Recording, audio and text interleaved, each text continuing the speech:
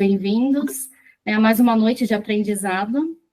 Eu sou a Paula, sou enfermeira coordenadora da gestão atual da Rebraensp, do Núcleo São Paulo. E hoje, com muita alegria, nós teremos a presença da Revétria Viana Cordeiro. Convite, Paula, a equipe, todo o núcleo aqui do Numesp, da Rebraensp, aqui da região metropolitana de São Paulo. É um prazer, uma honra ser convidada a participar aqui junto com vocês. E vamos lá discutir desse tema tão importante. Aqui, gente, é para ser mesmo, não é um tema novo que a gente está discutindo sobre. Novo não, né? É antigo, a gente tem isso, mas a gente vem discutindo, fomentando muito essa importância agora nos últimos anos, nos últimos meses. E a ideia é da gente conversar aqui com vocês, trazer algumas reflexões, trazer algumas informações. E ao final, como a Paula trouxe, a gente abrir aqui para um bate-papo, para uma troca de informações. Agradeço a todos vocês que estão aqui, agradeço novamente o convite. Eu só vou compartilhar a tela aqui para a gente poder iniciar o nosso momento aqui de discussão, nossa reflexão sobre a segurança psicológica aí com os profissionais que estão envolvidos nos eventos adversos graves. Segurança psicológica aí com os profissionais.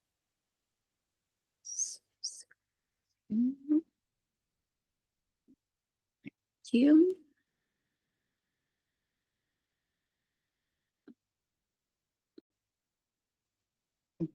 Compartilhar. Tá abrindo aí para vocês?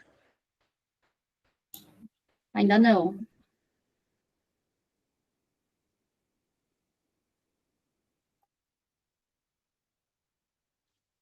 Abriu?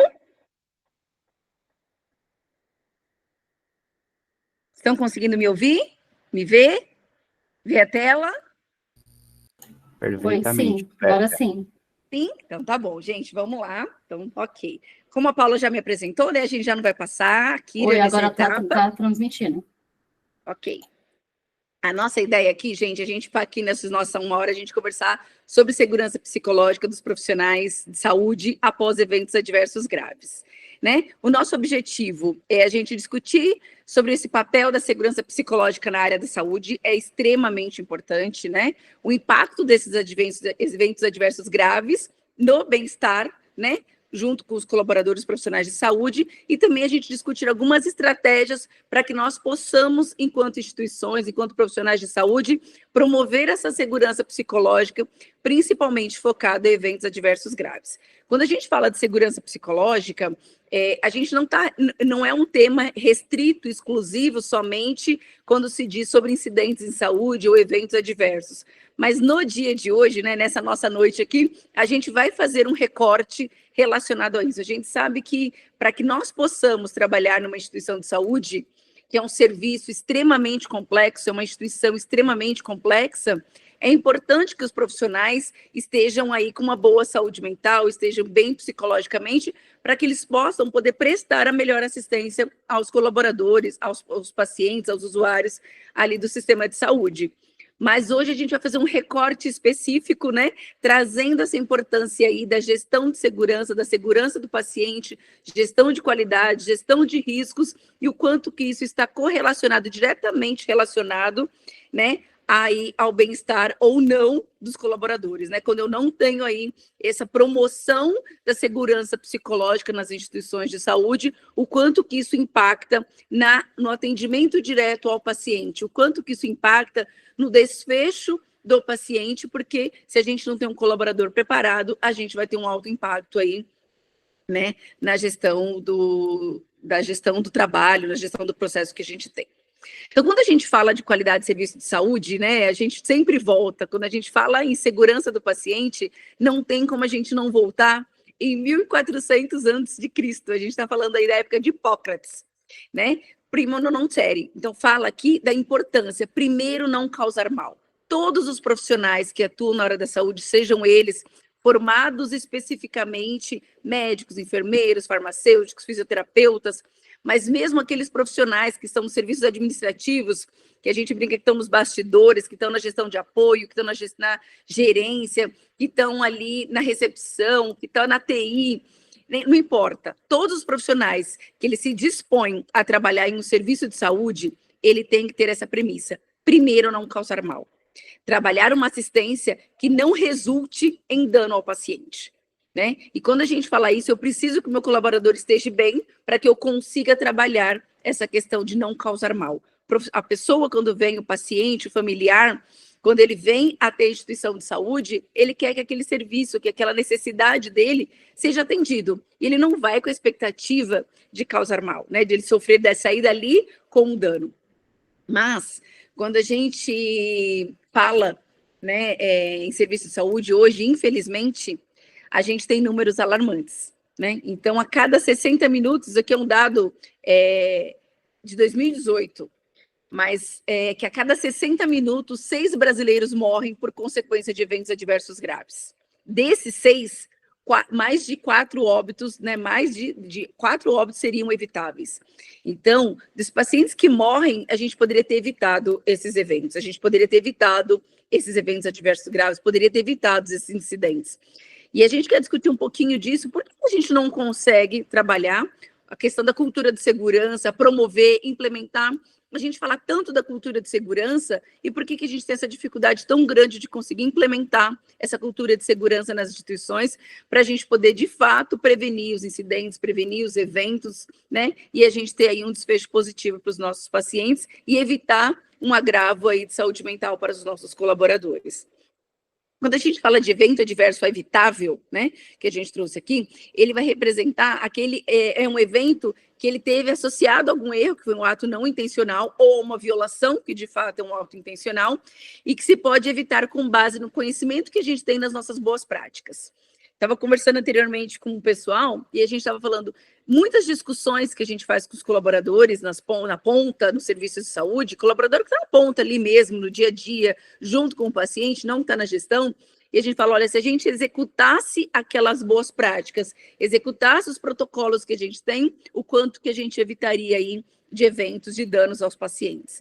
Quando a gente fala de gestão de cadeia medicamentosa, né, então a gente tem muito aí a questão relacionada à troca de medicamentos, medicamento administrado de uma maneira errada, queda de pacientes, infecção, falha de comunicação, a questão relacionada aos procedimentos cirúrgicos, o quanto a gente tem aí de falhas relacionadas ao serviço de saúde que poderiam ser evitados cumprindo premissas básicas, cumprindo os protocolos básicos de gestão de segurança do paciente. Né? E quando a gente fala de segurança do paciente, o que é a segurança do paciente? De novo, a gente volta naquele primeiro nosso início do nosso slide, né? É a redução a um mínimo aceitável no risco de dano desnecessário associado ao serviço de saúde, associado à assistência à saúde, à atenção à saúde, né? A gente sabe que não é possível zerar, né? Porque nós somos humanos, e humano, né? A gente é natural do ser humano errar. Mas o quanto que a gente consegue minimizar, o quanto que a gente consegue reduzir essas falhas que a gente tem, esses erros que a gente tem, com os protocolos, com as diretrizes que nós temos nas nossas instituições, que a gente precisa promover e, de fato, implementar.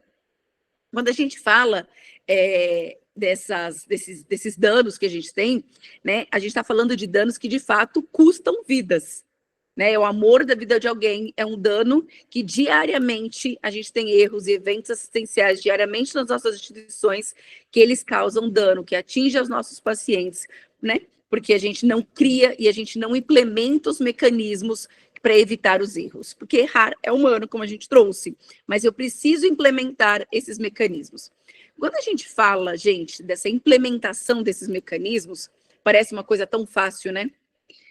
E a gente fala assim, nossa, mas aqui é só criar, é só implementar, é só colocar em prática. Mas a gente está desenvolvendo mecanismos, a gente está desenvolvendo barreiras, a gente está implementando protocolos e diretrizes nas nossas instituições que estão atreladas ao perfil da nossa instituição,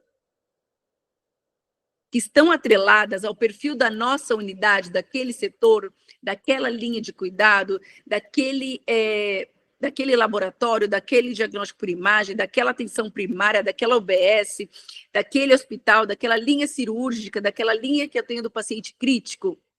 Porque, às vezes, a gente tem também aquela questão de falar assim, olha, pega esse protocolo, pega aquela diretriz, pega aquele dado, pega aquela informação e a gente coloca. Mas o quanto a gente levou para a ponta?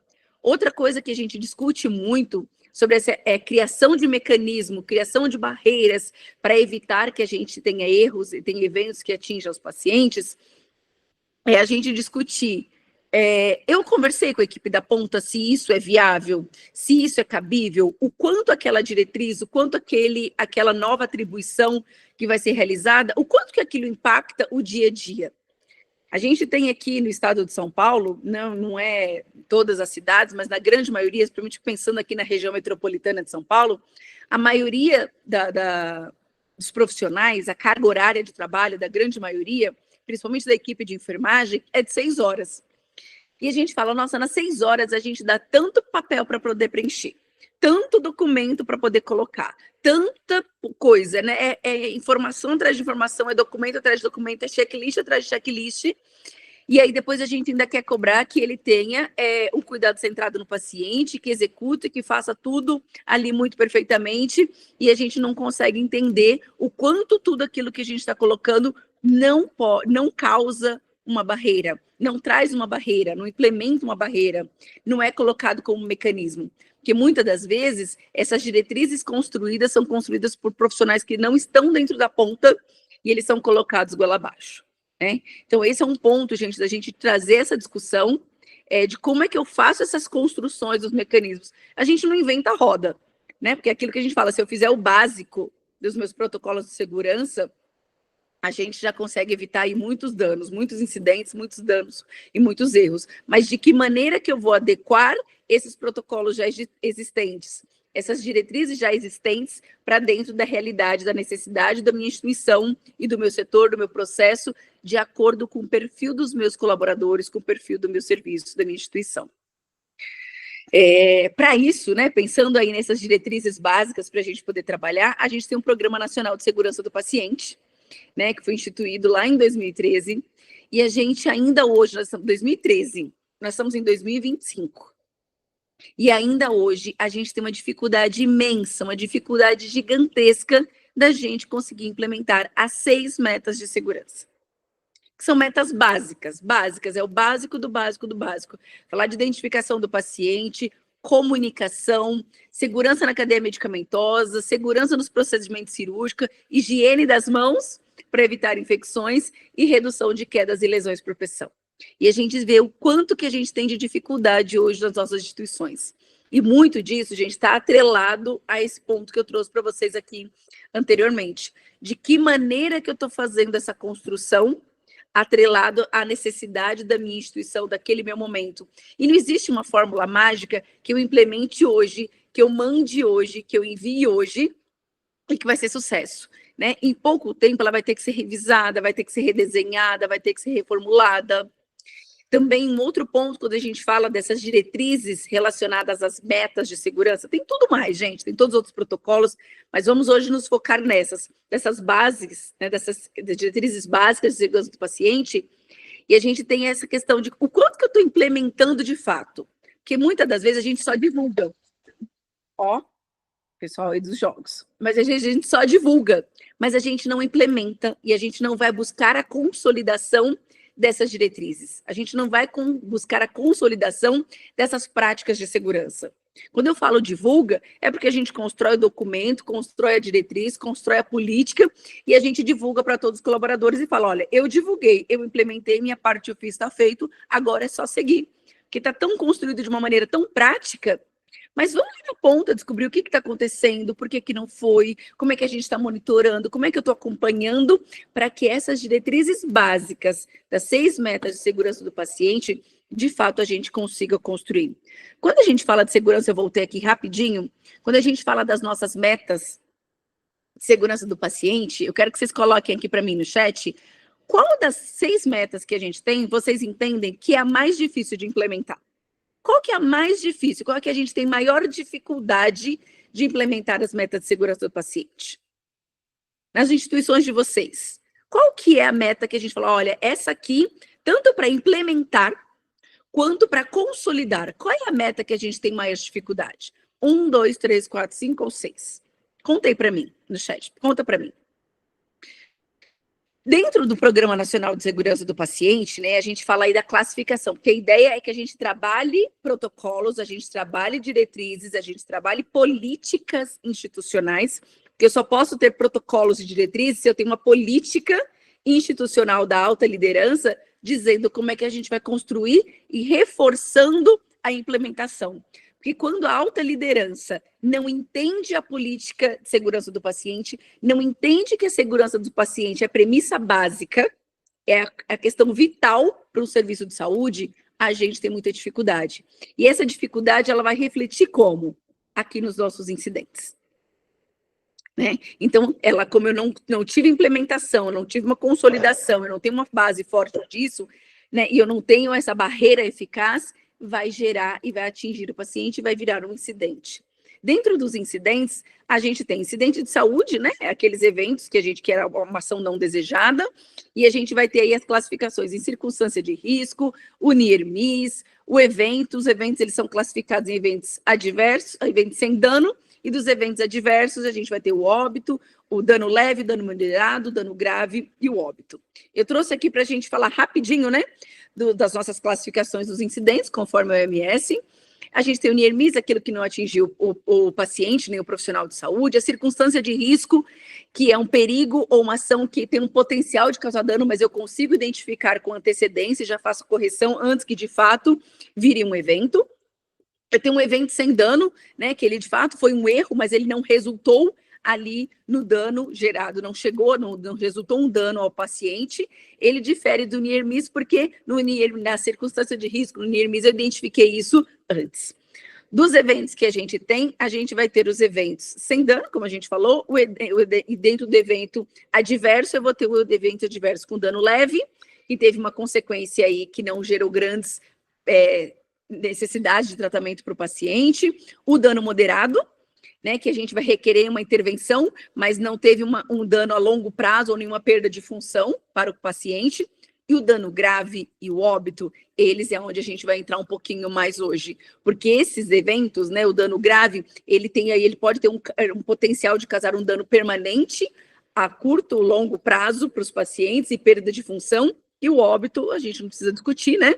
Ele já findou aí a finitude de vida do paciente, né? Chegou na finitude de vida do paciente.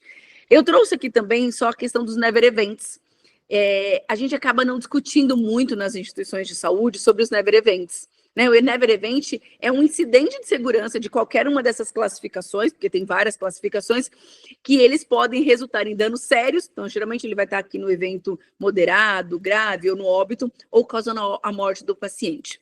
Quando a gente fala dos never events, eu até trouxe aqui, mas a título de conhecimento, não vou ficar passando aqui todos eles, eu vou ter aí essa lista gigantesca, que inclusive foi revisado agora, em julho do ano passado, né? Então, a gente fala aqui de lesão por pressão não classificáveis, lesão por pressão grau 3 e 4, a questão toda relacionada à parte de cirurgias, né? Cirurgia local errada, paciente errado, cirurgia errada, a questão do suicídio, queda, óbito associado à queda do paciente,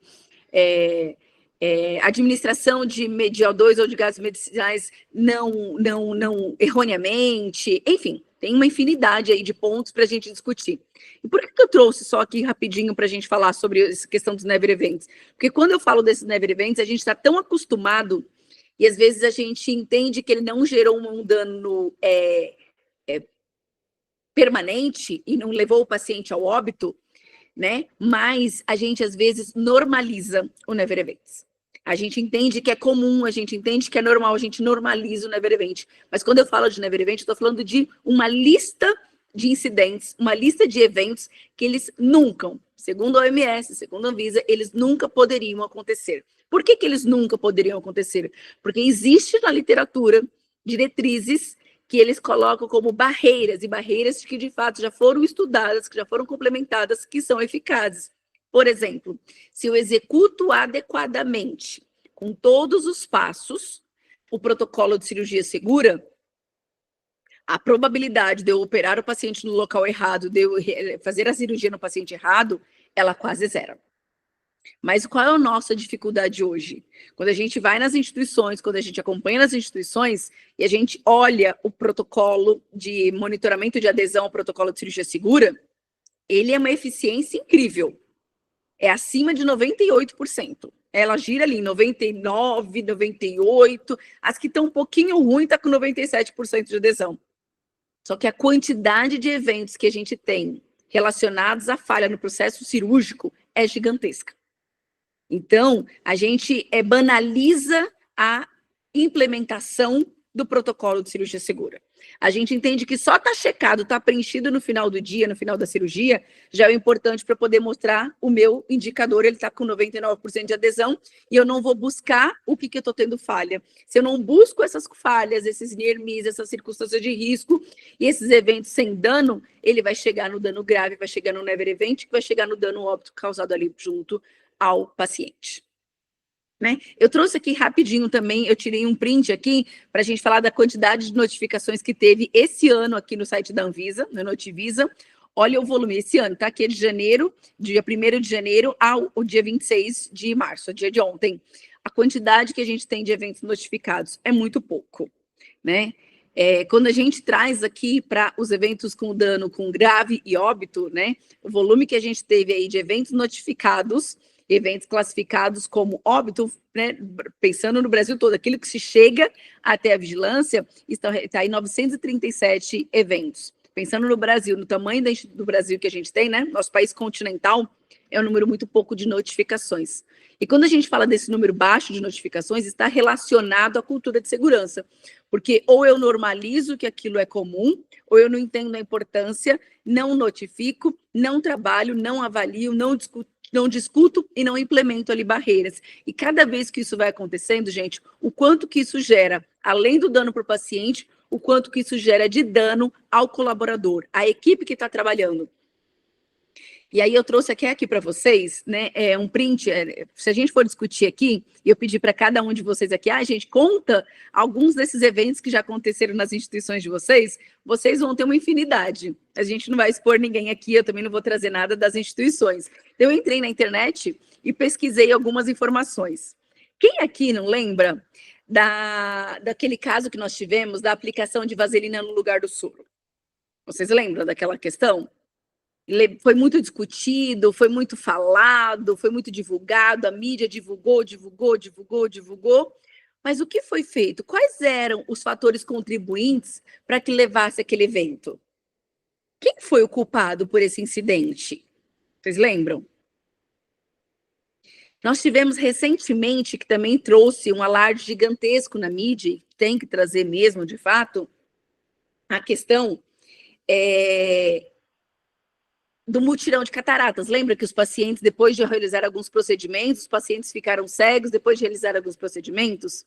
E eu trouxe até aqui um print, né? Trazendo aqui, olha, o que foi que a gente trouxe aqui, quais foram as falhas, né? Então, eu trouxe aqui, gente, não é uma apuração, eu não ouvi a questão do hospital, eu não fui buscar nada na questão relacionada às avaliações jurídicas que teve sobre esse caso, eu fiz um recorte do que está na mídia, apenas, tá? Então, a gente não está julgando nenhum desses pontos. Mas aqui está falando, olha, nós tivemos um incidente, nesse caso relacionado ao mutirão de cataratas, por conta da troca aí da clorexidina do soro que a gente tinha para poder fazer a lavagem e irrigação ali desses pacientes durante o procedimento oftalmológico, a cirurgia oftalmológica. Mas o que eu tinha de barreiras dentro do meu processo para evitar que isso acontecesse? Eu tinha, não tinha? E aqui, nesses dois casos, e no próximo que eu vou mostrar para vocês, quando a gente vai estudando, está sempre muito relacionado. O que está na mídia, é claro, que está sempre relacionado a alguém, a gente buscar e achar um culpado. Esse aqui eu achei muito interessante. Eu até fiz um corte, né? Essa parte que está aqui no texto, eu fiz um corte dessa matéria. Todos estão com link aqui para depois vocês procurarem, pesquisarem, mas eu achei muito interessante. Né? A chamada da matéria fala, ó, ligação anônima avisou sobre erro médico, erro assistencial, erro relacionado a procedimentos de saúde. Já não se usa mais o termo erro médico, né, gente? A gente sabe disso. Mas eu fiz aqui um corte do ponto de destaque aqui desse dessa matéria, né? Então, o paciente passou por na unidade, o paciente ele teve uma queda, né, na unidade de saúde, que ele foi no serviço de saúde, ele fez uma tomografia que mostrou que tinha um coágulo no lado esquerdo do cérebro, né? No dia seguinte, o profissional médico fez uma cirurgia, né, uma cirurgia, uma craniotomia no paciente, não tinha especificação de qual foi o procedimento feito, e durante o procedimento, o paciente teve algumas complicações, é uma cirurgia de alta complexidade, se espera mesmo que tenha aí, né, não é um procedimento fácil, mas 3 dias após, né, esse procedimento, o marido da paciente, ele recebeu uma ligação anônima. Ele recebeu uma ligação anônima. Uma pessoa que se dizia ser da equipe de neurocirurgia do hospital, olha isso, que se dizia indignada e inconformada com o ocorrido, e a pessoa disse ao marido da paciente: pega o prontuário, pega os exames e vá até o hospital. O que estão fazendo com ela é um absurdo. Se essa pessoa que se dizia profissional não tivesse ligado para o marido dela, a Verônica poderia ter morrido por um erro que ninguém saberia. E eles erraram em encobrir um erro, é o que diz a matéria, né? Eles também disseram, durante a matéria, que a paciente, quando ele foi buscar aquele laudo, quando foi buscar os documentos todos, né, pediu o laudo da tomografia, daquela primeira tomografia que falava qual era o lado do cérebro, que tinha o coágulo, que ele operou o lado errado. A paciente, eles tinham sumido, tinham se perdido aquele laudo da tomografia. E aí foi feito muita buscou, e a diretoria, o familiar começou a questionar, buscar, junto com a equipe de advogados, e aí apareceu novamente esse laudo. Por que eu chamei atenção para esse daqui? O que me chamou a atenção nessa matéria, gente, foi a fala do colaborador. A fala do profissional que ligou para o paciente. A gente não vai discutir aqui questões éticas, ok? A gente não vai discutir aqui a questão relacionada a sigilo da informação, não é esse o ponto que nós vamos discutir hoje. Mas a fala que aqui me diz, olha, você está vendo o que está acontecendo? O que está acontecendo com o seu familiar é um absurdo. E sempre que eu leio as notificações dos eventos, eu tento entender não só o evento, não só o incidente em si, mas eu tento entender o grito que vem na notificação. Muitas das vezes, a notificação, quando chega para a gente, a pessoa ela está gritando por um socorro. Ela está ali gritando por um desespero. É um grito de socorro. É um grito de socorro pelo que está acontecendo diariamente na sua unidade. Pelo que está acontecendo diariamente no seu processo. E o quanto aquilo está afetando a questão psicológica, a questão mental, o sofrimento que aquele colaborador está tendo. Então, eu leio essa informação aqui, essa matéria, nesse ponto que está grifado aqui, e me traz esse informação. O quanto esse colaborador... Será que isso aconteceu a primeira vez? Será que isso já não é comum? Será que isso já não aconteceu algumas vezes? Será que ela já não está cansada de encontrar tantas falhas, tantas fragilidades nesse processo? E o que está acontecendo? Será que as barreiras são quebradas propositalmente? E o quanto essa quebra de barreiras está afetando essa pessoa?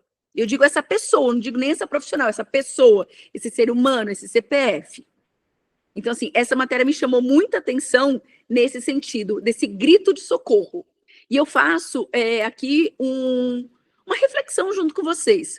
Quando a gente receber as notificações, independente se for um evento adverso grave, um óbito, aquela coisa catastrófica, mas quando eu receber a notificação, leia a notificação e tente entender aquela escrita que está trazendo, o quanto aquela pessoa... O que ela está falando através daquela informação, não só o evento, o fato em si, mas a construção da fala dela, o que ela está trazendo. Porque a gente busca, hoje, quando a gente fala de notificação de evento e de análise de evento, a gente olha muito a questão do evento em si, do fato em si. Mas o quanto aquilo está atingindo a pessoa, a gente não olha. Né? E aí a gente vem aquela pergunta de sempre, de quem é a culpa? Porque quando a gente fala de notificação, de avaliação, de investigação dos eventos, é sempre a primeira coisa, quem fez? Quem era? Quem era o profissional? Quem estava envolvido?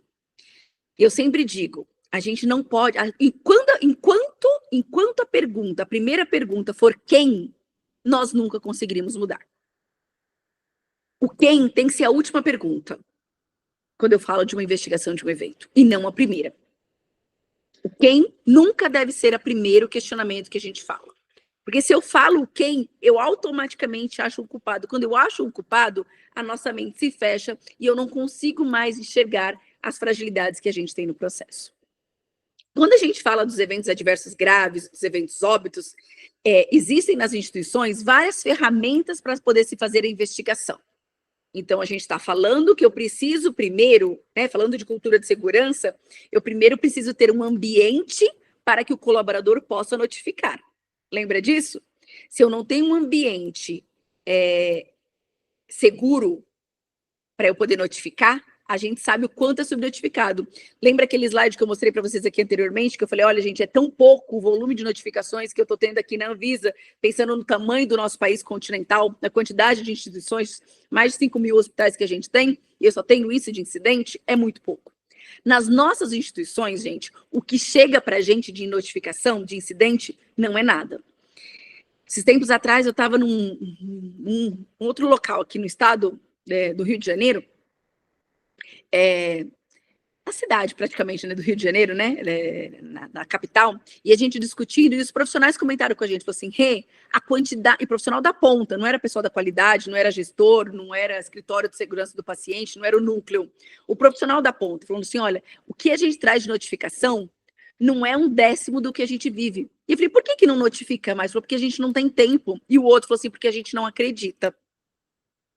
Porque toda vez que a gente notifica, primeira coisa, quem notificou já busca quem estava no plantão, quem estava ali no dia, então a gente não entende a importância disso, na verdade entende, mas a gente tem medo. Então a cultura punitiva é muito forte ainda no nosso país, né? E eu digo isso que está relacionado até à nossa própria vida. Eu sou mãe de 3, e eu tenho que ficar me policiando o tempo todo, para na hora que tiver alguma coisa, não perguntar quem fez, qual das 3 crianças, qual dos 3 filhos que não já aprontou. Então isso está na nossa cultura. Né? E quando a gente fala dos eventos adversos, graves e óbvios, a grande maioria das instituições, não todas, até porque não é obrigatório, mas a grande maioria das instituições acaba utilizando a ferramenta do Protocolo de Londres para poder fazer a investigação daquele evento adverso, grave ou óbito que teve na sua instituição. Por que não se usa para todos? Tem instituições que usam para todos, tem instituições que nenhuma utiliza o Protocolo de Londres. Mas o Protocolo de Londres é uma ferramenta que foi construída pensando na área da saúde, pensando nos serviços de saúde. As outras ferramentas, a grande maioria que nós temos, elas vêm de ferramentas que vieram da indústria, que vieram da aviação, e a gente vai adaptando. Mas essa é uma ferramenta um pouco complexa, então a gente acaba não utilizando, né? Algumas instituições não utilizam para tudo, porque os profissionais ainda têm uma certa dificuldade. Até porque a gente não utiliza o Protocolo de Londres na sua completude. A gente não executa todos os passos do Protocolo de Londres. Né? A fazer as entrevistas, entrevista no local adequado, entrevista no local seguro. Né? Então, quando a gente fala de fazer o levantamento, o relato cronológico, levantamento, identificação dos problemas, dos fatores contribuintes, identificação dos problemas que a gente teve relacionados à assistência à saúde, de identificar esses fatores que a gente tem aqui, fator do paciente, os fatores individuais, basicamente, quando a gente vai fazer essas discussões, a gente para no fator paciente. Quando a gente vai chegar para poder chegar, quando a gente está, antes de chegar nessa etapa de identificação dos fatores, a gente precisa fazer a entrevista com os envolvidos, saber quem que a gente vai entrevistar, que jeito que eu vou entrevistar, que técnica que eu utilizo para entrevistar. A grande maioria, não digo todos, mas uma grande maioria de núcleos de segurança do paciente, de escritórios de qualidade, não estão preparados, não tem profissionais preparados para poder saber fazer o acolhimento. Então, o profissional, quando ele vai participar de uma entrevista, ele já está achando que ele está indo para uma inquisição e que ele já é o culpado. Até porque é muito disso que às vezes acontece, né? E o que eu trouxe aqui para vocês, tenho certeza que todos vocês aqui têm o Protocolo de Londres já revisado agora do ano passado, já traduzido para o manual em português. Quem não tiver, pode deixar aqui, né, comentário, que depois eu envio para vocês aí o material, mas eu creio que a grande maioria já tem. Mas o que foi de um ponto que veio nessa revisão do Protocolo de Londres?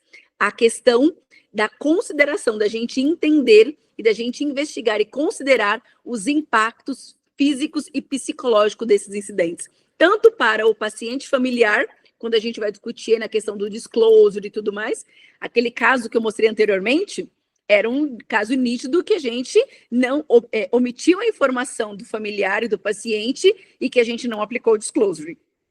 Ok? Mas a gente não vai entrar nessa discussão aqui hoje, né? Mas o quanto esses eventos impactam a saúde psicológica dos colaboradores ali que estão envolvidos, né? E aí, para eu poder trabalhar essa investigação, trabalhar essa ferramenta, fazer essa entrevista, fazer essa avaliação, fazer essa investigação desses incidentes, eu preciso, e até antes disso, né, até para que eu notifique, eu preciso que a minha instituição ela tenha implementado uma cultura organizacional. Cultura organizacional, não digo em todas, mas numa grande maioria das instituições, é algo que a gente coloca porque eu preciso no dia que eu tenho acreditação, no dia que eu tenho uma avaliação externa, porque algum profissional, algum herói que eu tenho no meu setor, na minha instituição, busca constantemente isso. Até as próprias pesquisas de cultura de segurança, né? A gente não tem ali um empenho para que se responda, a gente não estuda, a gente quantifica ela e fala, até aqui é um dado, mas eu não estudo, eu não trabalho, eu não implemento, eu não fomento todas essas questões. Quando a gente fala de maturidade de cultura, a gente tem aí alguns níveis, né, de maturidade. Então, eu trouxe aqui para vocês rapidinho alguns pontos. Eu tenho algumas instituições que têm uma cultura patológica, né? Então, toda a questão de falta de segurança na instituição é única e exclusivamente causado por um problema dos colaboradores. Tudo é problema do colaborador. Eu tenho tudo, minha instituição é perfeita, tudo é maravilhoso, eu tenho todos os meus processos mapeados, todos os meus riscos identificados, todas as ferramentas e barreiras implementadas, é um mundo dos sonhos, meu único problema são as pessoas que trabalham aqui. Acho que não deve ter ninguém aqui que tem uma instituição como essa, mas existem. Não estamos aqui hoje, mas existem alguns mundos. Eu tenho a cultura reativa, né, que eu só trabalho, só falo sobre cultura de segurança, só falo sobre cultura organizacional, cultura de segurança do paciente, quando eu tenho um evento. Então, quando tem, a diretoria fala, opa, nossa, precisamos trabalhar, olha, precisamos discutir. Eu tenho ali a questão da cultura calculada, que eu vou trabalhar um gerenciamento, eu começo a trabalhar alguns dados, mas ainda, né, não são trabalhados de cima para baixo, é um pouco ainda de baixo para cima. Eu tenho a cultura proativa, que é onde a gente quer chegar, e tem a cultura participativa, que além da cultura participativa, que é o nosso mundo dos sonhos, né, para a gente conseguir atingir, a gente quer trabalhar o quanto todos, desde a alta liderança até o profissional que está na ponta, da ponta, ele tem voz, ele tem poder, e ele pode discutir ativamente e implementar situações e trazer e fomentar e falar sobre falhas, falar sobre barreiras, falar sobre circunstância de risco, sem que ele tenha nenhum medo de punição. Esse, gente, é o caminho que a gente quer seguir. Né? E fala assim, hey, existe alguma instituição com tudo isso lindo e perfeito? Tudo perfeito, a gente ainda não tem, porque está relacionado, né, com a nossa cultura do nosso país. Né? Mas existem muitas instituições que a gente vem acompanhando, que a gente já está vendo, que já está tendo essa mudança de que a diretoria entende a importância da cultura de segurança. E quando a gente está nessas instituições que a diretoria, a alta liderança, já entende essa importância, trabalha direcionado para isso, a gente entende que, para a gente conseguir amadurecimento de cultura de segurança nas instituições, é muito mais rápido, a gente consegue avançar um pouco mais. Mas a gente sabe que, infelizmente, a grande maioria, tem muitos ainda que a gente ainda está na cultura patológica e na cultura reativa. Né? E o nosso trabalho aqui juntos hoje, né? Todo mundo está aqui 8 horas da noite, pré-jogo, final aí do Paulistão, para a gente discutir o quanto a gente quer implementar isso nas nossas instituições. Atrelado da cultura de segurança, a gente tem a cultura justa, né? Então, a cultura justa é a gente fazer aí esse entendimento daquilo que é, para não trabalhar só a culpabilização, não colocar a culpa de quem, a gente entender o que estava relacionado a erros, né, fatores relacionados a humanos, né, e aí até a questão de violação mesmo, propriamente dita, mas o quanto a gente tem aí de problemas e de fatores que estão relacionados a falhas do nosso processo. Né, o que eu tenho de falha no nosso processo, a gente precisa trabalhar. Agora, aquilo que está relacionado a comportamento indesejável, aí a gente vai buscar de uma outra modo. Eu trouxe até aqui para vocês, eu não vou entrar, não vou exemplificar, não vou entrar nesse ponto, mas eu trouxe rapidinho aqui para vocês 2 modelinhos que eu achei aqui para a gente discutir, para vocês poderem utilizar aí, discutir, depois a gente pode até entrar para discussão maior sobre modelo de matriz de cultura justa, que ele vai trazer aí o que eu responsabilizo o indivíduo e o que eu considero falha no sistema. Hoje a gente sabe que na nossa maioria das instituições, o nosso maior volume que eu tenho né, de fatores contribuintes estão relacionados, 90% do que a gente tem está relacionado a falhas dentro do processo. Trouxe 2 modelinhos, tá? Esse é um modelinho, aqui eu trouxe outro modelo também, que ele fala aí tanto da má intenção mesmo, aquele colaborador que ele quis violar, enfraquecido, o erro que está relacionado à pessoa e que pode estar com falhas no processo, desde pontos exclusivamente de falhas no processo. Mas eu vou deixar aqui para vocês, a título de conhecimento mesmo. E o quanto que a gente tem desses impactos, né? O quanto que tudo isso que a gente comentou anteriormente, o quanto que isso impacta na vida do colaborador. E aí, quando a gente fala da cultura justa. Então, eu tive um evento, eu fiz a investigação, identifiquei todos os fatores contribuintes, entendi que aquele incidente não estava atrelado a uma violação, a má conduta, a um ato intencional do profissional, a gente não vai entrar nesse eixo hoje, e a gente está falando de todas aquelas situações que estão relacionadas à falha no sistema, a falhas dentro do nosso processo. Então, quando isso acontece, a gente pensa no problema, a gente pensa no evento, a gente pensa e de quem é a culpa, a gente pensa no setor, depois a gente pensa no paciente, né? No familiar, mas nós raramente pensamos no colaborador. Raramente nós avaliamos o quanto aquilo impacta o colaborador, impacta essa segunda vítima. E a gente fala até de terceira vítima, né? Quem está lá no escritório da qualidade, gestão de risco, recebendo evento, notificação atrás de notificação, né? Então, essas segundas vítimas são profissionais de saúde, todos os profissionais de saúde, que estão envolvidos em algum evento adverso, consequente a um dano junto ali ao paciente, né? Quando a gente fala em toda essa etapa desse processo, dessa segunda vítima, primeiro momento, ele tem ali um caos naquela resposta ao acidente, então ele vai tentar trabalhar, ele fica ali em desespero para poder tentar mitigar aquela situação.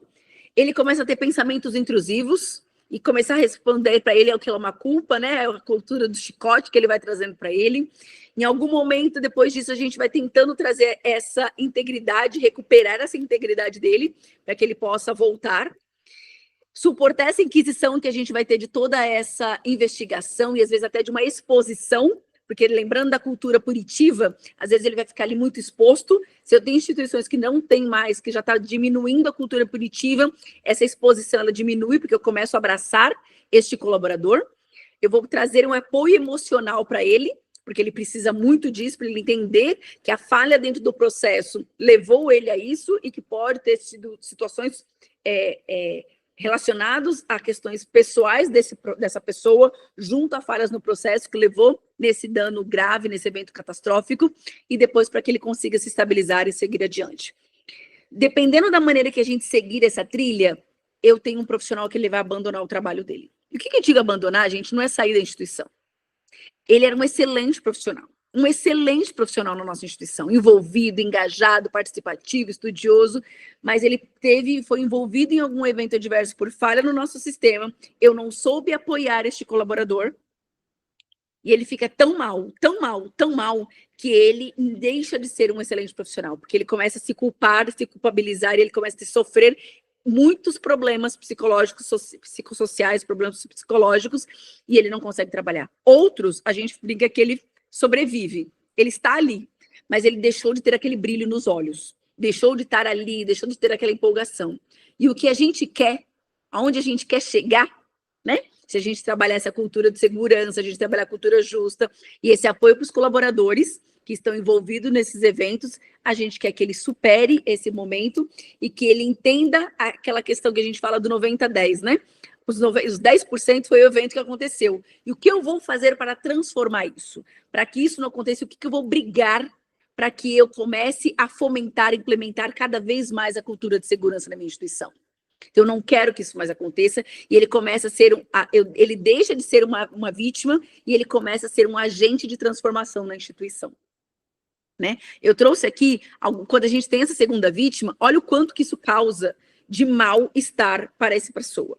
Então, ele começa a ter distúrbio de sono, distúrbio alimentar, dificuldade de concentração, não está mais conseguindo concentrar, porque a cabeça dele o tempo todo está pensando naquilo, ele não foi acolhido, dor de cabeça, fadiga, diarreia, náuseas, vômitos, frequência cardíaca ou frequência respiração acelerada, né? Lembra da síndrome do pânico que a gente tem? Tensão muscular, ele começa a se isolar, ele fica frustrado, ele tem medo, ele só pensa em dor e remorso, ele tem uma sensação de desconforto ao retornar ao trabalho, ele acha que todo mundo está olhando e julgando ele entende que aquela responsabilidade tudo é dele. Outros ficam com raiva, irritado. Lembra daquele grito de socorro que eu falei para vocês? Depressão ou tristeza extrema, falta de atenção, indiferente, exagerado, com medo e todos esses pontos de queixas físicas e emocionais que a gente tem. Então, olha o impacto que eu trago para a pessoa e um colaborador que tem todos esses sintomas. Gente, como é que ele vai conseguir continuar trabalhando na instituição e dando o máximo de si, e entregando o máximo para o seu paciente, porque nós estamos numa instituição de alta complexidade. Não tem como. Não tem como. Então, nós, enquanto gestores, nós, enquanto colaboradores, nós, enquanto instituições de saúde, precisamos trazer essa questão aí de recuperação dessa segunda vítima. Aqui eu trouxe só a título de conhecimento, né, os nossos estágios, aqui definição um pouquinho mais, essa definição aqui que eu trouxe a definição aqui para vocês olharem depois aí com um pouquinho mais de calma, né, de cuidado, mas eu vou me focar aqui em algumas estratégias que a gente pode ter na nossa instituição para a gente poder melhorar e fomentar a segurança psicológica nas nossas instituições. Então, desenvolver programas de apoio à segunda vítima, eu preciso ter um projeto, eu preciso ter um programa, eu preciso ter uma diretriz com um grupo de profissionais, com processos, com fluxo implementado para a gente poder ter apoio a essa segunda vítima, equipe de resposta rápida, suporte de pares, quem é o par que vai estar ali trazendo, aconselhamento profissional, linha direta de apoio, fomentar a cultura justa, trazer treinamentos relacionados à comunicação, comunicação aberta, resposta aos erros, né? Debriefing, resposta às pessoas, discutir, as pessoas notificam, mas não chegam a elas, não chega para ela, participa até da entrevista, mas depois não volta para aquela pessoa que participou da entrevista lá no Londres, quais foram os fatores contribuintes e o quanto que aquilo estava relacionado com falha no processo e o que foi colocado. Até porque, às vezes, muitas das vezes, o plano de ação para lá na mão do gestor, nem é continuado trabalhado, nem é implementado, nem é desdobrado. Né? Então, a gente precisa trabalhar com algumas dessas estratégias, implementar essas estratégias nas nossas instituições, para que a gente possa aí abraçar esse colaborador e melhorar essa segurança psicológica que a gente tem. Então, eu preciso do apoio emocional, espaço seguro para diálogo e desabafo, disponibilização de suporte psicológico individual ou em grupo, se a instituição tiver recursos para isso, programas de atividade, de relaxamento e bem-estar, lembra?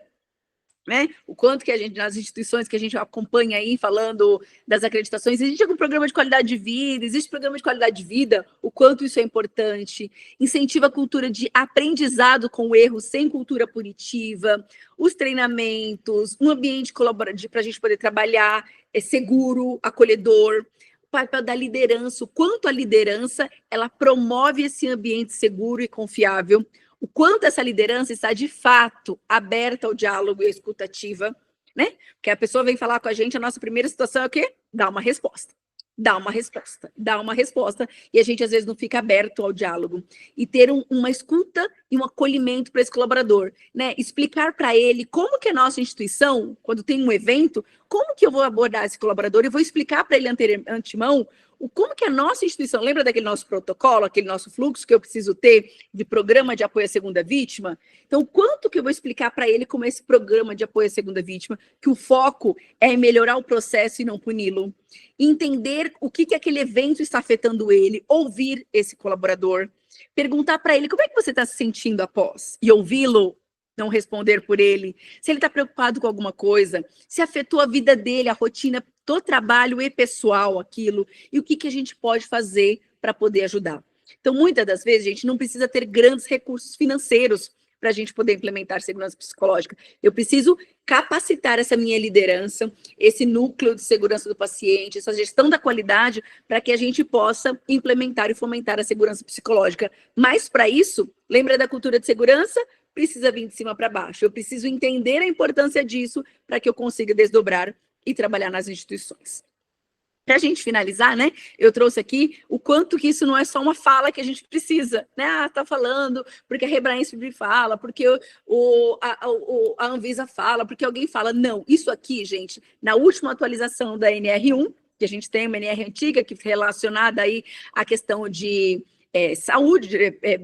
diretriz de segurança e saúde no trabalho, na revisão que nós tivemos, ela trouxe pontos importantes para relacionar a saúde mental dos colaboradores. Eles entendem que as instituições, não só de saúde, as instituições, né, as empresas, o ambiente de trabalho, ele pode ser tóxico, ele pode ser dificultador, ele pode ser complexo como o nosso serviço de saúde é extremamente complexo e pela sua complexidade, o quanto ele pode aí trazer malefícios, né? Então, trouxe essa questão de termos de riscos psicossociais, então trouxe vários pontos para reconhecer essa questão do colaborador, né, de saúde mental do colaborador e trabalhar essas ações para que a gente possa mitigar e trabalhar, né? E quando a gente fala de segurança psicológica, quando a gente fala de segurança em saúde, quando a gente fala de segurança do paciente, quando a gente fala de qualidade, quando a gente fala de gestão de risco, a gente precisa voltar aqui. Você pode culpar e punir, é uma opção. Ou você pode aprender e melhorar, mas não dá para fazer as duas coisas.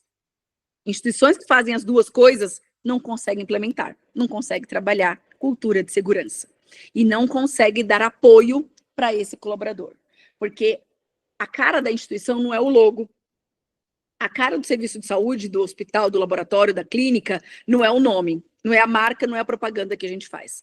A cara da instituição é o colaborador que está na ponta. Então, se ele não estiver preparado, a gente não vai conseguir mostrar o quanto aquela instituição, de fato, as suas diretrizes estratégicas relacionadas à segurança do paciente está implementada.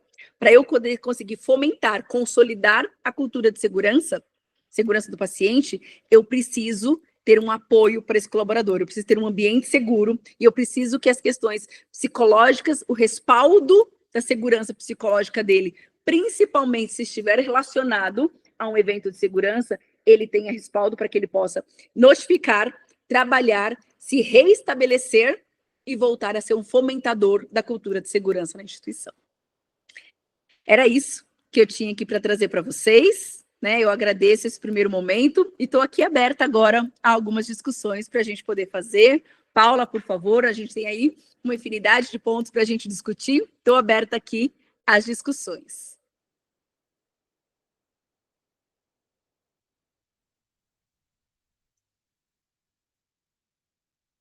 De pontos para a gente discutir. Estou aberta aqui às discussões. Então, obrigada, foi excelente a abordagem. Nós temos aqui umas 10 perguntas que o pessoal foi trazendo aí no chat, né, bastante elogiada. Então,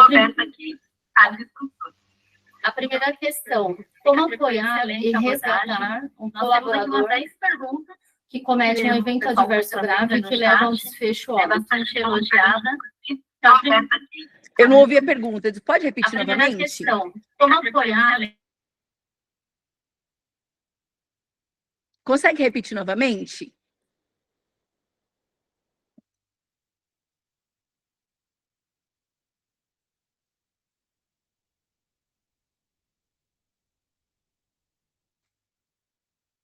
Deixa eu ver se eu acho aqui no chat.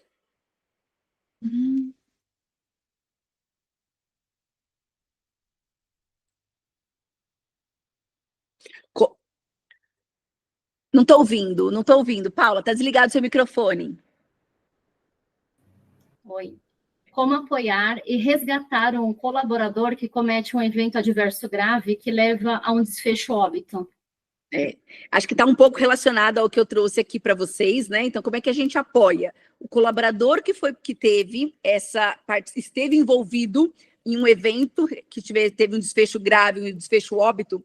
Primeiro, gente, para eu poder apoiá-lo, direcionar, é importante que eu tenha antecipadamente uma diretriz na minha instituição de apoio a essa segunda vítima. Então, é importante que nós, enquanto diretoria, gestão, núcleo de segurança do paciente, gestão da qualidade, a gente estruture essa diretriz, estruture esse fluxo de pessoas profissionais que podem fazer esse apoio a esse colaborador. Às vezes, eu tenho já logo de cara, por exemplo, algumas instituições, eles falam que tem um anjo. Então, eu tenho um colaborador no setor, que ele é o anjo, que ele logo de cara, que teve algum evento no setor, ele é a primeira pessoa a estar apoiando, tirando aquela pessoa, ouvindo aquela pessoa, abraçando aquela pessoa. Esse colaborador, depois, ele é encaminhado, né, em algumas instituições que já tem esse fluxo, para poder estar trabalhando, sendo envolvido por esse time que vai fazer esse apoio a esse colaborador. O papel do gestor é de extrema importância de ouvir. Não é momento, nesta hora, de fazer os julgamentos, de fazer lá, lembra do que eu falei? Eu já não posso, naquele momento, punir, porque eu primeiro preciso investigar para poder aprimorar e melhorar. Então, assim, a ideia...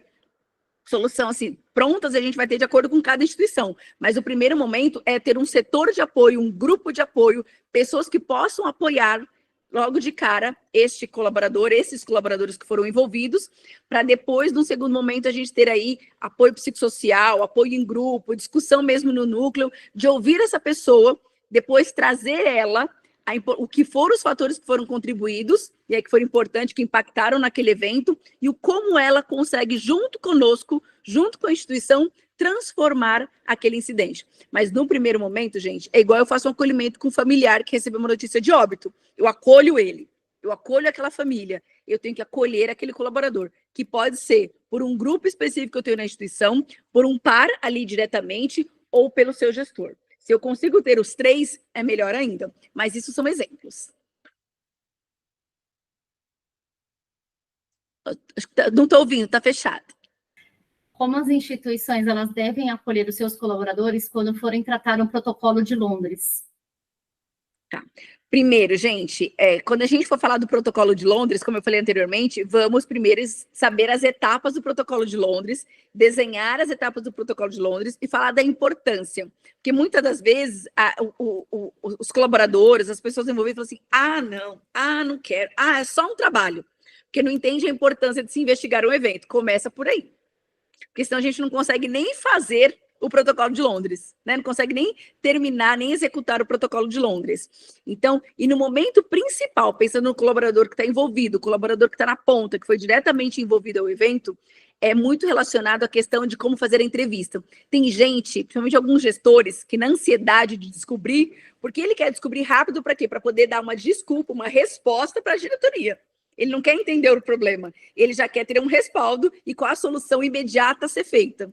E às vezes eu vou fazer uma entrevista, e nesse momento de entrevista que não foi executada por pessoas preparadas, eu faço uma entrevista que parece uma inquisição. Então, a minha resposta nesse ponto seria assim, vamos preparar estruturar esse protocolo de Londres, preparar os profissionais para que possam saber fazer a entrevista, colocar, se o colaborador quer fazer entrevista e ele levar alguém de confiança dele, ele pode, se ele quer ir sozinho, ele pode. Às vezes a gente coloca num grupo, numa sala para poder fazer entrevista com todo mundo junto, ele morre de medo. Ele não tem nem, ele tem desespero de responder, porque ele está se sentindo ameaçado. Então, é estruturar um ambiente acolhedor, com pessoas preparadas para que eu possa fazer a entrevista, fazer a busca, fazer a informação, levantamento da informação sobre aquele protocolo. Até direcionar ele, começar a falar para ele, olha, aconteceu isso nessa situação, nós já identificamos que teve alguns fatores contribuintes, algumas falhas no nosso processo, mas eu queria ouvir de você.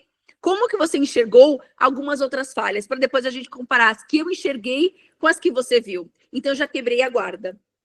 Eu começo no bate-papo, eu deixo um ambiente calmo, relaxado, tranquilizador, né? Para que ele se sinta à vontade de falar. Eu brinco, Paula, que é igual aquele avaliador, sabe? Quando vai nas visitas.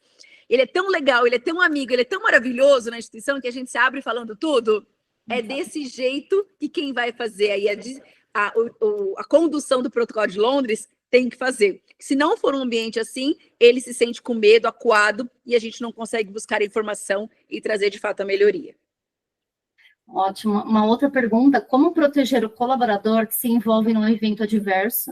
Então, vamos supor, uma contenção que, de repente, levou a uma amputação de um membro, onde é relatado para o paciente, né, que ocorreu o erro, e aí o profissional tem que estar ainda envolvido ali na assistência depois deste evento. Então, como a gente protege esse colaborador? Ali, gente, naqueles modelinhos que eu coloquei para vocês de cultura justa, é que a gente acabou não entrando no detalhe total, mas tem até alguns pontos que, dependendo dessa situação, eu afasto naquele momento, eu afasto o colaborador, afasto no sentido, eu tiro aquele colaborador daquele setor, em alguns momentos, em alguma situação, dependendo, e aí eu estou falando de evento, de falha de evento, que está relacionada à fragilidade no nosso processo. Nós, enquanto instituições, falhamos e levamos o colaborador a ser induzido ao erro, ok? nessas situações. Eu entendo que muitas das vezes eu preciso afastar aquele colaborador, então ele não vai mais ficar com aquele paciente. Dependendo do quadro dele, que eu levei ele para poder fazer uma avaliação psicológica, dependendo da avaliação que eu fiz daquele acolhimento daquele time, né, de apoio à segunda vítima, eu afasto esse colaborador por 1, 2 dias, de acordo com o que teve, até que ele se sinta reestabelecido para que ele pode colocar. Porque muitas das vezes, eu, naquele momento da ponta, que eu não tenho um ambiente preparado, eu não tenho gente para acolher, o outro colaborador, a outra pessoa, outro colega já aponta, ó, fulano errou. E aí aquele familiar, ele está com ódio mortal. Naquelas notícias que eu mostrei para vocês, a família culpa os profissionais absurdamente. Então, a culpa é totalmente do profissional da ponta, quando a gente sabe que ele foi induzido àquela falha, ele foi induzido àquele evento, àquele erro. Então, o ideal é, de acordo com o desenho que a instituição tiver de acolhimento a essa segunda vítima, e naqueles exemplos que eu mudei, existe alguns pontos disso, em algumas situações, eu afasto aquele colaborador ou daquele paciente, ou daquele setor momentaneamente, e dependendo do quadro psicossocial que ele tem, psicológico que eles têm, estado mental dele, eu até faço um afastamento, mas não no sentido punitivo, vou te afastar, não. Está dizendo assim, olha, você é bom pra gente, mas eu quero que você volte com um estado melhor do que você estava. Você vai precisar de um acompanhamento psicológico, de um acompanhamento em grupo, você pode me ligar e conversar comigo para esse time o momento que quiser. E quando você voltar a restabelecer, você junto comigo vai me ajudar a transformar isso na instituição para que isso nunca mais aconteça. Um exemplo. E nós temos uma outra questão, como as gestões devem desdobrar para os colaboradores que estão no operacional as análises dos eventos sem julgamentos, e que cria um ambiente aberto que propicie a melhoria contínua. Esse é o desafio, né? Exatamente. É o desafio, porque na grande maioria das situações, o evento chega, né, lá na gestão da qualidade, na gestão de risco, no núcleo de segurança do paciente, o gestor, muitas das vezes, não faz uma investigação, de fato, né, o gestor, os profissionais envolvidos, o local, o serviço, o grupo, o time, não importa quem, e às vezes eu só justifico. Quando eu só justifico, gente, eu não tenho como devolver nada para ninguém.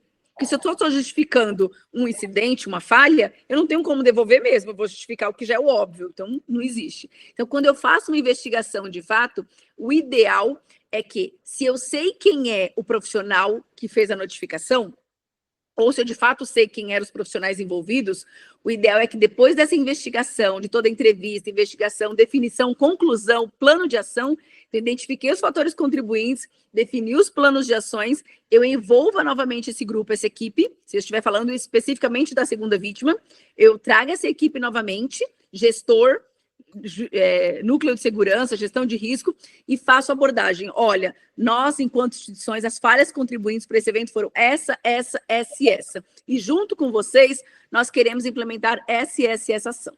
Quando eu não tenho a notificação de que foi uma pessoa, às vezes é um evento moderado, um evento leve que a gente tem, e que eu tenho um volume muito grande de notificações, né? Então, o gestor, o ideal é que ele faça, no mínimo, se eu estou falando de eventos de grande número, evento moderado, eventos leves, circunstâncias de risco, near miss e tudo mais, no mínimo uma vez por mês, ele faça uma discussão, né, junto com os colaboradores de todos os plantões, falando, olha, nós tivemos esse mês X notificações. Das notificações, as principais foram essas. Os principais fatores contribuintes foram esses. E as ações que a gente quer trabalhar são essas e que a gente vai precisar de vocês para que a gente possa executar. Nos eventos graves e nos óbitos, não.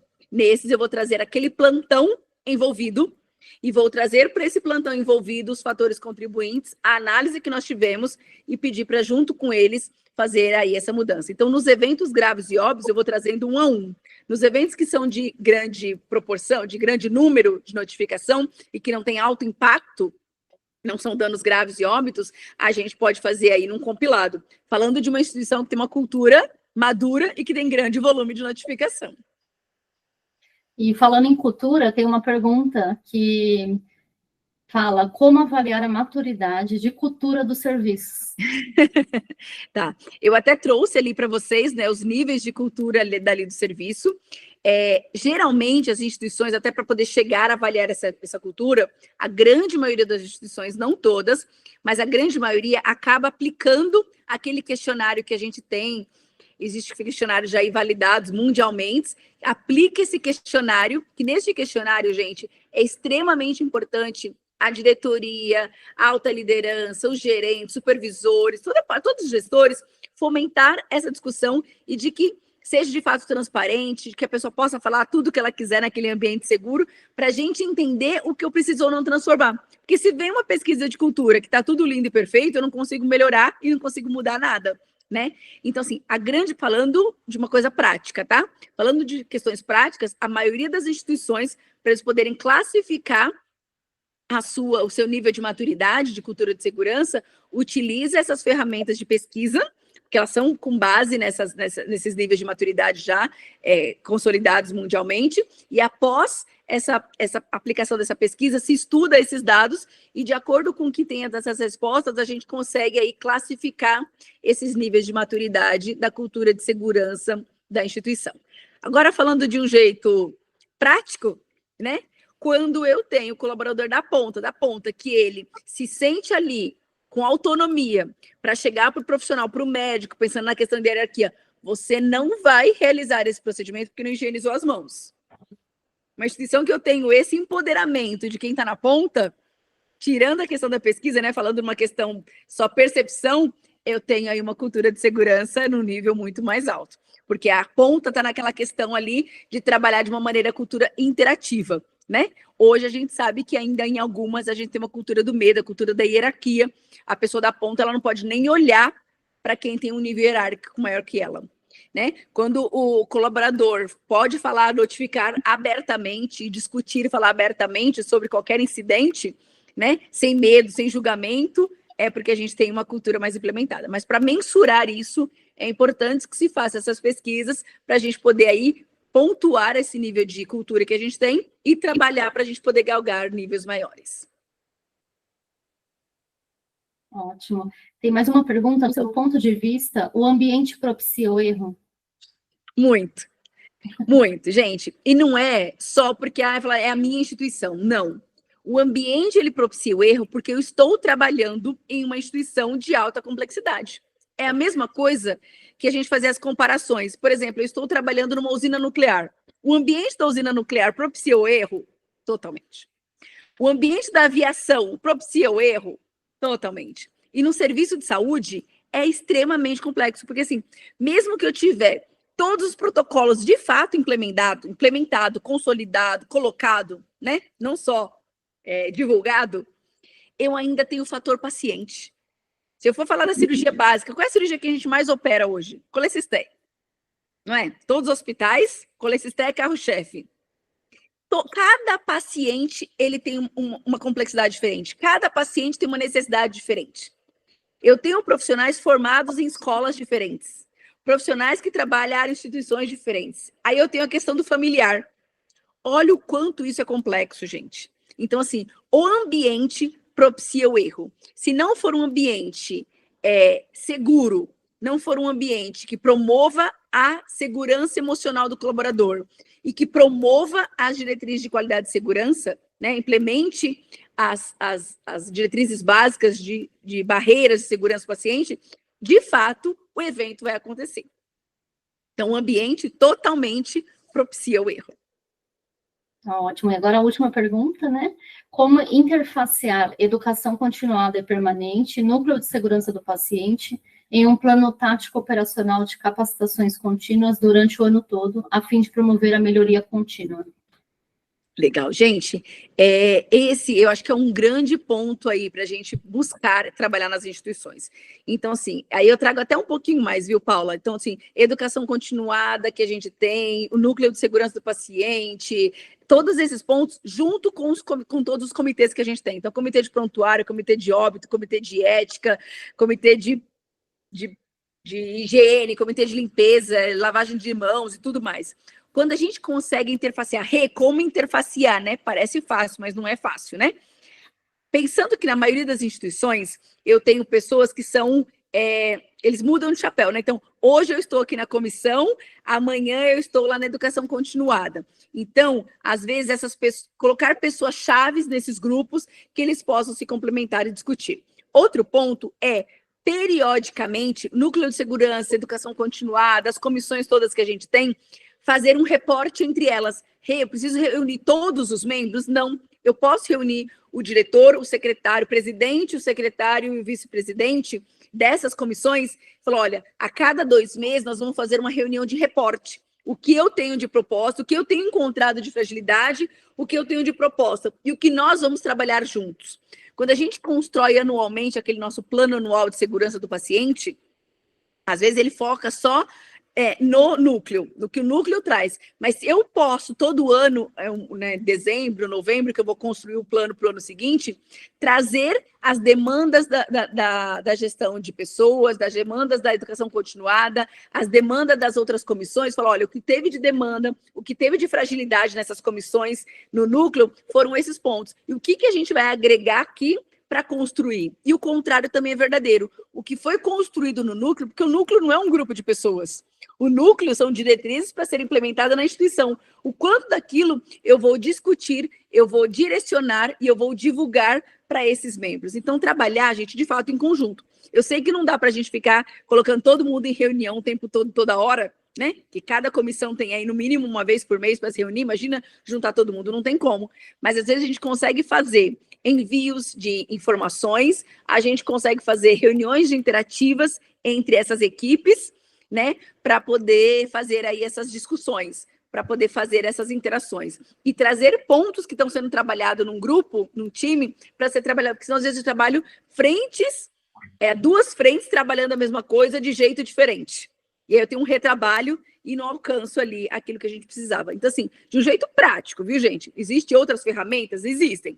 Mas de um jeito muito prático mesmo, é a gente fazer ali essas reuniões casadas, esses entrelaçamentos de resposta, né? Do que eu trabalhei, e o que eu encontrei, e o que a gente pode trabalhar em conjunto. Começa fazendo esses encontros com esses grupos bimestralmente e vai alinhando aí respostas que vocês vão tendo. Instituições pequenas, a pessoa que vão ser pessoas estratégicas para estar nesses times, que elas vão fazendo aí essas comunicações, mas não pode só falar, né? Eu preciso fomentar, registrar, desenvolver PDSAs para poder aí junto todo mundo trabalhar. Mas, assim, até como muita gente ainda está fazendo revisão do núcleo de segurança, né, do plano anual do núcleo de segurança, tem o plano anual de CCIH, que dá para poder ser envolvido também com esses pontos. Então, a gente consegue, o que foi desenvolvido aqui? Agora, o que eu vou passar para a educação continuada a trabalhar junto? O que eu vou trazer para as comissões e como é que a gente vai desdobrar isso em conjunto? No final, né, a cada 2 meses, 6 meses e anualmente, a gente faz esse depara para ver o quanto que a gente conseguiu chegar naquele que era o objetivo esperado. Exemplo, pode ter exemplos maiores, mas aqui é só um ponto rápido assim da gente discutir. Sim, excelente abordagem, contribuiu muito, né, para o conhecimento aqui de todos. Aqui hoje também está presente a Andréia e a Elisângela, que fazem parte do grupo coordenador, não sei se elas querem falar. Núcleo de segurança, né, do plano anual do núcleo de segurança, tem o plano anual de CCIH, que dá para poder ser envolvido também. Boa noite. Eu estava junto no YouTube. Nossa, parabéns, Revétria. Excelente a comunicação clara, objetiva, assim, nossa, aprendi muito, muito, muito, viu? E quero agradecer, né, a sua participação e que você esteja sempre junto com a gente, viu? Tá? Muito obrigada mesmo. Uma noite de grande aprendizado, viu? Eu que agradeço o convite, foi uma honra para mim estar junto com esse time aqui tão importante, trazendo, fomentando toda essa importância da cultura de segurança no nosso país, na nossa cidade, no nosso estado, e eu me senti honrada com o convite. Obrigada mesmo, viu? Obrigada. Elisângela. Boa noite a todos. Revétria, parabéns pela explanação. Nossa, como é fantástico ouvir quem compreende, quem entende e quem tem experiência, né? Da prática, dessa vivência, de todas as dificuldades que a gente encontra relacionadas à temática que você trouxe. Parabéns de verdade a toda a sua explanação, todo o conteúdo que se abordou. Muito obrigada aos presentes, né? Por favor, eu acabei de colocar um outro link aí no chat.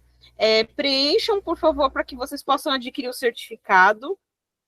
Lembrando que a gravação de hoje vai ficar disponível aí no YouTube, e amanhã já dá para acessar essa gravação. Compartilhem com os colegas, né? Tem outros vídeos muito interessantes da Numesp, e a gente vem fazendo esse trabalho em rede aí em prol da segurança do paciente. Então, muito obrigada pelos presentes de hoje. E não esqueçam de preencher o link, por favor. O Wesley e a Monique, que estão nos bastidores, que contribuíram com a transmissão, gostariam de fazer... Wesley? Parabéns, Revétria, é um orgulho saber que nós temos aí enfermeiros que têm todo esse conhecimento de interação de processos e sabem lidar aí com os desafios, né, e com todas as transformações aí dentro da instituição. Então, para mim, realmente é um orgulho tê-la conosco hoje e realmente agradecer aí por todo o seu conhecimento, seu compartilhamento, e é isso aí, parabéns.